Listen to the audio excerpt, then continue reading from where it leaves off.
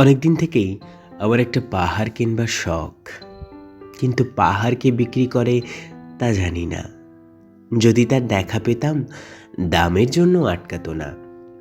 আমার নিজস্ব একটা নদী আছে, সেটা দিয়ে দিতাম পাহাড়টার বদলে। কে না জানে পাহাড়ের চেয়ে নদীর দামই বেশি।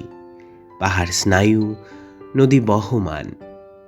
তবু আমি নদীর বদলে পাহাড়টাই কিনতাম, কারণ আমি ঠকতে চাই।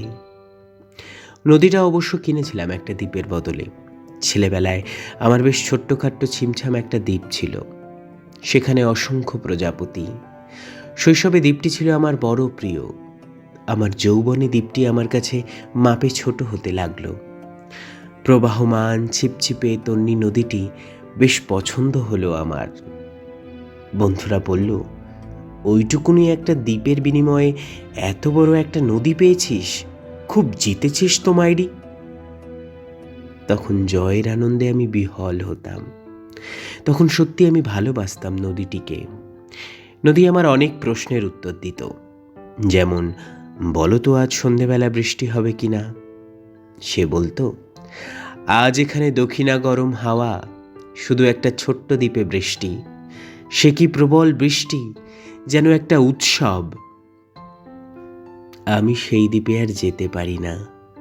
সে জানতো, সবাই জানে, শৈশবে আর ফেরা যায় না। এখন আমি একটা পাহাড় কিনতে চাই।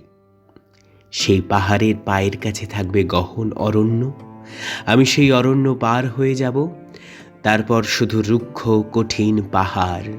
একেবারে চূড়ায়, মাথার খুব কাছে আকাশ, নিচে বিপুলা পৃথিবী, চরাচরের তীব্র নির্জনতা। আমার কণ্ঠস্বর সেখানে কেউ শুনতে পাবে না।